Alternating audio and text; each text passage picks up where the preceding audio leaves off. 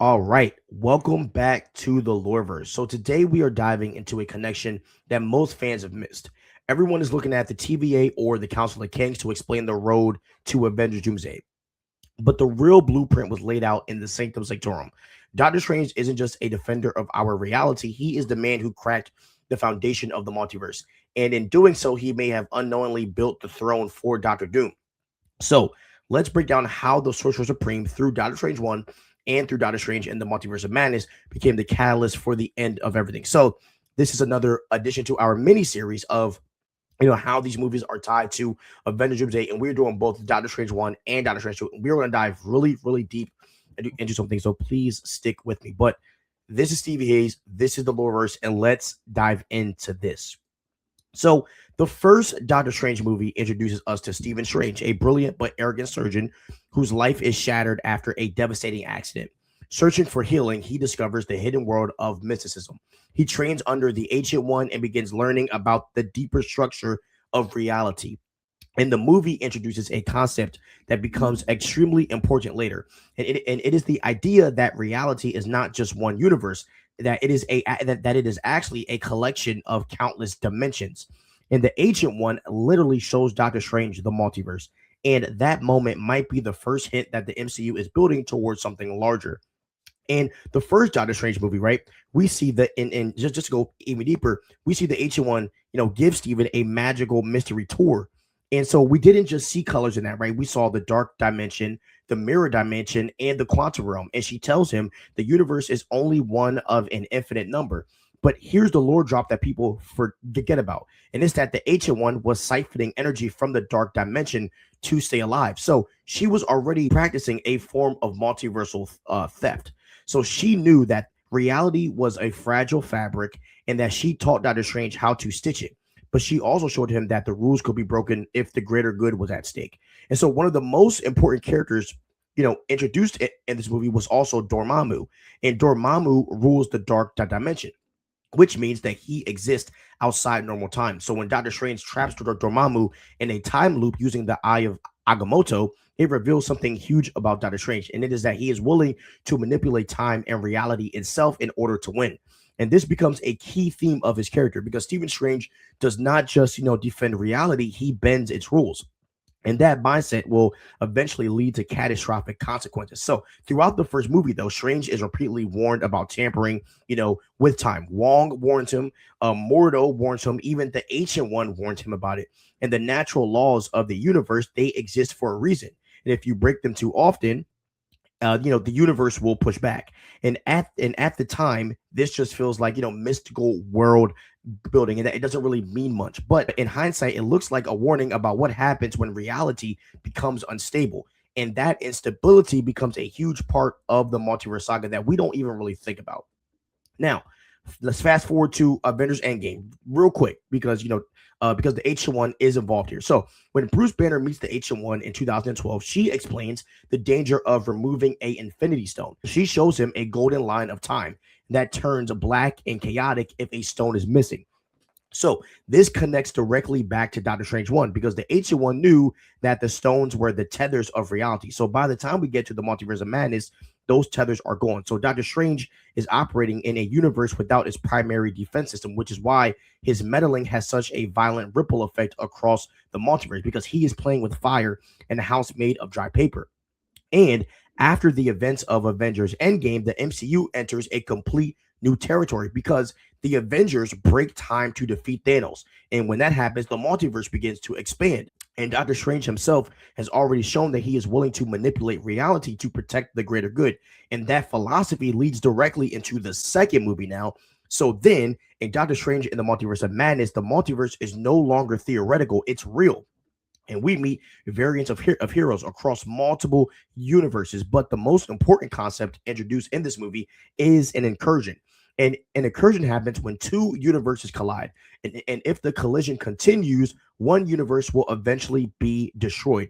And this concept is absolutely critical for understanding where the MCU might be heading because incursions are the central threat in the Marvel cosmic storyline that leads to Secret Wars. And Avengers Doomsday may be building towards that same exact scenarios because look, in the multiverse of madness, we meet multiple versions of Doctor Strange. Some of them are heroes, some of them are monsters, and that is the terrifying part. Strange variants often believe they are the only ones capable of saving reality, which means they justify doing terrible things. One variant, destroys his own universe through forbidden magic. Another causes an incursion by interfering with another reality. And this shows us something dangerous, that even the greatest heroes can become threats when dealing with multiversal power.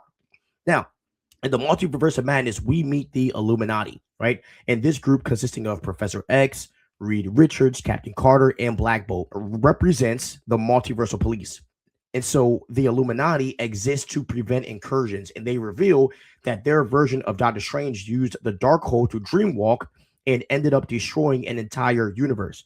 And so they show us that the multiverse is a delicate ecosystem. And if one person spends too much time in a reality where they don't belong, the two universes begin to bleed together until one or both are erased.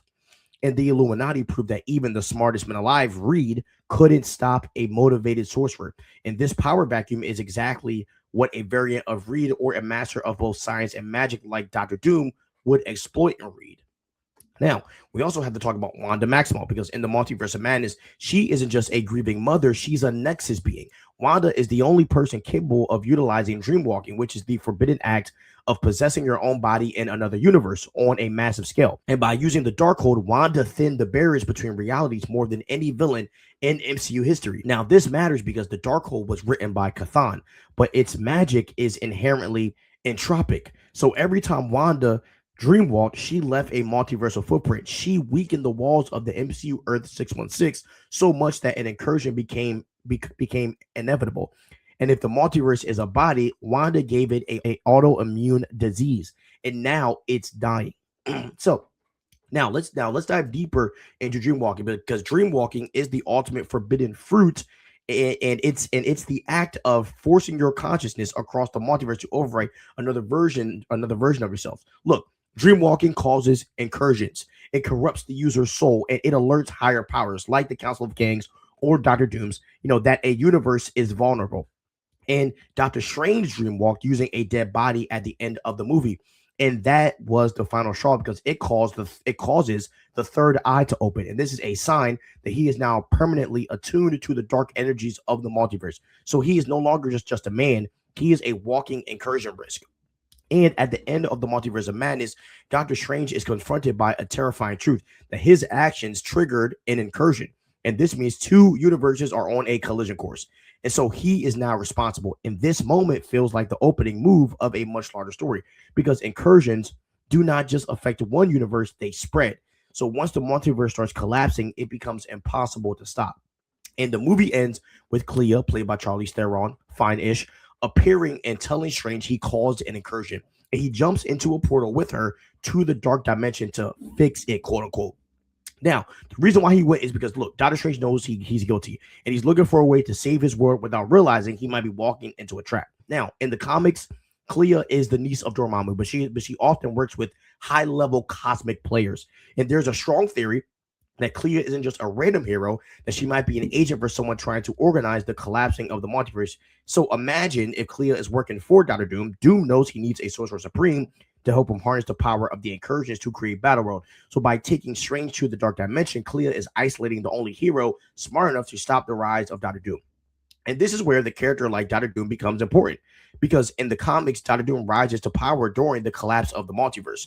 And when incursions begin destroying universes, the heroes cannot stop it. But Doom finds a way to harness the power of collapsing realities. He essentially rebuilds the universe under his rule.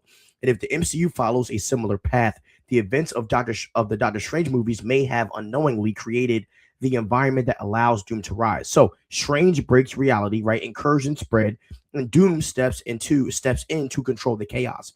And Doctor Strange might be the most important character in the multiverse saga, not because he's the strongest hero, but because he understands the multiverse better than almost anyone else. He has seen alternate timelines, he has witnessed incursions, and he knows the cost of manipulating reality. And if Avengers Doomsday is truly about the collapsing of the multiverse, Strange will likely be the one trying to hold everything together. But the tragic twist could be this: he might also be partially responsible for the disaster. Because think about it. What if Doctor Doom convinces Doctor Strange that, hey, this is the only way? The same way that in Avengers Infinity War, Doctor Strange knew that they had to lose it in order to win. At first, you didn't understand why he did it, but in the end, you understand why. Might be a similar situation. And look, the MCU began with the sacred timeline, but Doctor Strange has spent two movies turning it into a sacred Swiss cheese. Look, he glimpsed the multiverse in 2016. He saw 14 million outcomes in Avengers Infinity War. He triggered the incursion with Clea in the multiverse of madness. The road to Avengers Doomsday is paved through Doctor Strange's good intentions. He tried to save everyone, but he may have just cleared the path for a dictator who doesn't want to save the multiverse, but he actually wants to own it, and that is Doctor Doom. Hope you guys enjoyed this video, giving a deep dive breakdown into the multiverse of madness from a multiversal perspective. That's the difference of this. So I hope you guys enjoyed this deep dive into both Doctor Strange films and how they tie into Avengers Doomsday. Please like, subscribe, and ring the notification bell. Have a great day and peace out.